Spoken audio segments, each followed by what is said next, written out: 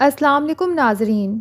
ہر پل جیو کے drama serial جاں نثار کی نیکسٹ ایپیسوڈ میں دکھایا جائے گا کہ فراز نے امیر ہونے کا شارٹ کٹ ڈھونڈ لیا ہے۔ اسے جب سے پتہ چلا ہے کہ ہمارے باس نوشیروان غزنوی کی دوسری بیوی ان کی کمزوری ہے، یہ ان کی محبت کی شادی ہے اور اس لڑکی کو وہ جسم فروشی کے اڈے سے خرید کر لائے ہیں، تو فراز سوچتا ہے کہ جو لڑکی ایسی جگہ سے آئی ہے اسے پھنسانا کوئی مشکل تو نہیں ہوگا۔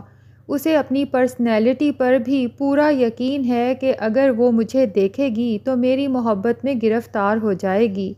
سوچتا ہے کہ دیکھنے میں تو میں باس سے زیادہ ہی ہینڈسم ہوں، بس غربت کی وجہ سے مار کھا گیا ہوں۔ اپنے کولیگ سے اپنے خیالات شیئر کرتے ہوئے کہتا ہے کہ کسی طرح سے باس کی بیوی کا نمبر مل جائے تو اس کے بعد میں ایسا گیم کھیلوں گا کہ دولت میرے قدموں میں ہوگی۔ تو فراز کے کولیگ کو تجسس ہوتا ہے کہ آخر فراز کے دماغ میں چل کیا رہا ہے۔ فراز کہتا ہے کہ یہ جو امیر لوگ ہوتے ہیں نا، یہ تھوڑے سے بیوقوف ہوتے ہیں۔ انکم ٹیکس وغیرہ سے بچنے کے لیے اپنی جائیداد کبھی بھی اپنے نام نہیں رکھتے، بلکہ اپنی تمام پراپرٹی اپنی وائفز کے نام لگا دیتے ہیں۔ اگر ایک دفعہ میں بیوی کو پھنسانے میں کامیاب ہو جاتا ہوں تو سوچو ذرا، اس کی بیوی بھی میری اور اس کی ساری دولت بھی میری۔ لیکن فراز کے کولیگ کو یہ کام کافی مشکل لگتا ہے اور اسے حیرت بھی ہوتی ہے کہ کیا فراز کو اپنی پرسنالٹی پر اتنا یقین ہے کہ یہ نمبر ملتے ہی باس کی بیوی کو پھنسا لے گا۔ اور فراز اسی دن اپنے پلان پر عمل درآمد شروع کر دیتا ہے۔ جب پتہ ہوتا ہے کہ باس میٹنگ میں بیزی ہیں تو آفس سے ہاف ڈے لیو لے کر پہنچ جاتا ہے باس کے گھر پر، اور پھر گیٹ کیپر سے کہتا ہے کہ مجھے بی بی صاحبہ سے بہت ضروری کام ہے، ان سے میرا ملنا بہت ضروری ہے۔ اب جب گیٹ کیپر انٹرکام پہ دعا کو انفارم کرتا ہے کہ کوئی صاحب آئے ہیں جو آپ سے ملنا چاہتے ہیں، تو دعا وہیں سے پوچھتی ہے کہ نام کیا ہے اور کس سلسلے میں ملنا چاہتے ہیں۔ تو گیٹ کیپر جب کہتا ہے کہ آپ کا نام، تو فراز ہی بتا دیتا ہے کہ سر فراز، اور دعا تو اس کی آواز سے ہی پہچان جاتی ہے کہ یہ تو وہی انسان ہے جس نے میری زندگی برباد کر دی تھی اور اب میری بہن کی زندگی بھی برباد کر رہا ہے۔ اور پھر کھڑکی سے جھانک کر دیکھنے پر اسے کنفرم ہو جاتا ہے کہ یہ وہی ہے، لیکن وہ حیران ہے کہ آخر یہاں تک کیسے پہنچا۔ کیا اسے پتہ چل گیا ہے کہ میں یہاں رہتی ہوں؟ کیونکہ دعا کو تو نہیں پتہ نا کہ فراز نوشیروان کے آفس میں کام کرتا ہے۔ اسی طرح فراز کو بھی یہ نہیں پتہ کہ نوشیروان غزنوی کی بیوی کوئی اور نہیں بلکہ دعا ہے۔ لیکن دعا گیٹ کیپر سے کہتی ہے کہ میں کسی سرفراز کو نہیں جانتی اور ملنے سے صاف انکار کر دیتی ہے۔ اب دوسری طرف بابا سائیں کی طبیعت اچانک بہت زیادہ خراب ہو جاتی ہے۔ نوشیروان کو جب پتہ چلتا ہے تو وہ بہت پریشان ہو جاتا ہے۔ دعا سے کہتا ہے کہ مجھے فوراً حویلی جانا ہوگا کیونکہ بابا سائیں کی طبیعت ٹھیک نہیں ہے۔ جب دعا یہ سنتی ہے تو بہت پریشان ہو جاتی ہے اور نوشیروان سے کہتی ہے کہ میں بھی آپ کے ساتھ حویلی چلوں گی، مجھے بھی بابا سائیں کا حال چال معلوم کرنا ہے۔ نوشیروان راضی ہو جاتا ہے اور گھر پہ بھی انفارم کر دیتا ہے کہ میں بابا سائیں سے ملنے آ رہا ہوں اور بابا سائیں کی بہو دعا بھی ان سے ملنے کے لیے آنا چاہتی ہے، تو میں انکار نہیں کر سکا۔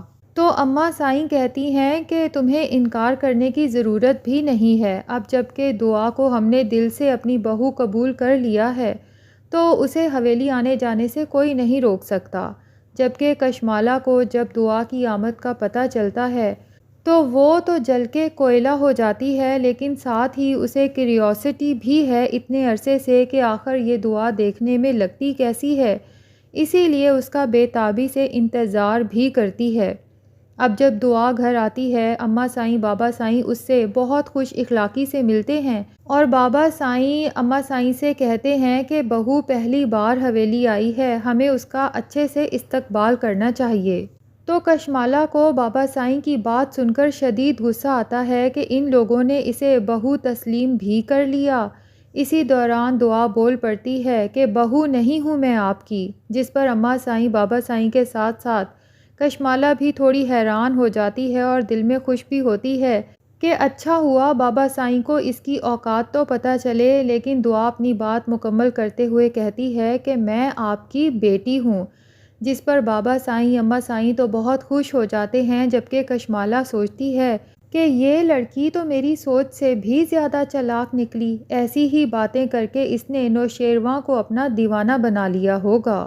بہرحال بابا سائیں نوشیروان سے کہتے ہیں کہ میری حالت تمہارے سامنے ہے، اب عمر بھی ہو گئی ہے، زندگی موت کا کوئی بھروسہ نہیں ہے، میں چاہتا ہوں کہ تم بہو کے ساتھ مستقل حویلی شفٹ ہو جاؤ تاکہ حویلی کے زمینوں کے اور علاقے کے تمام معاملات سنبھال سکو۔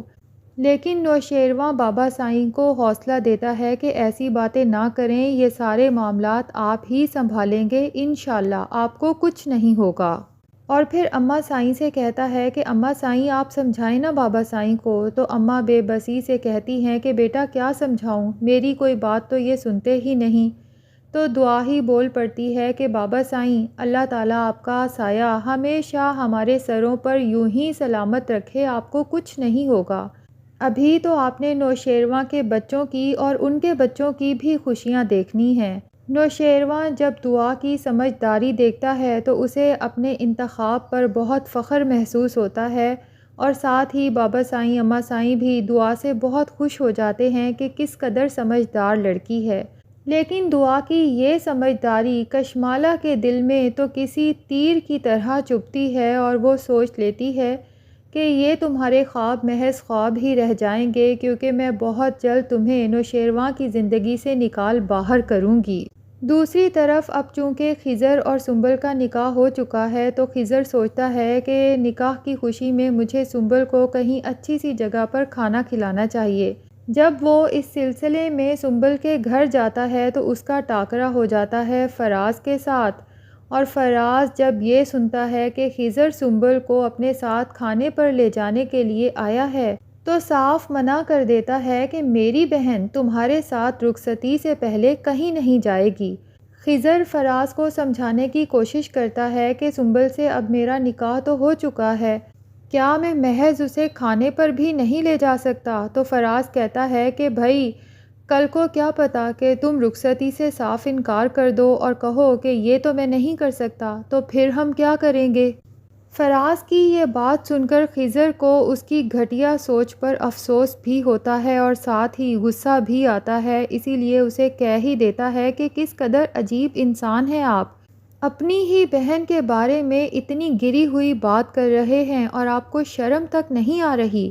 تو فراز کہتا ہے شرم مجھے کیوں آئے، شرم تو تمہیں آنی چاہیے، کھانے کے بہانے میری بہن کو ہوٹل کی رونق بنانا چاہتے ہو۔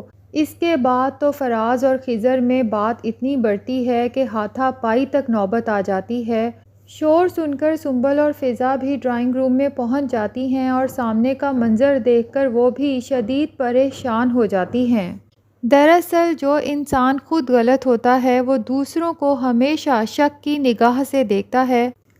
بہرحال ناظرین کیا لگتا ہے، کیا دعا سرفراز سے ڈر جائے گی یا پھر نوشیروان کو سرفراز کے بارے میں ساری حقیقت بتا دے گی؟ کمنٹ سیکشن میں اپنی رائے کا اظہار ضرور کریں، اور اگر ہمارے چینل پہ نئے ہیں تو پلیز چینل کو بھی سبسکرائب کر لیں۔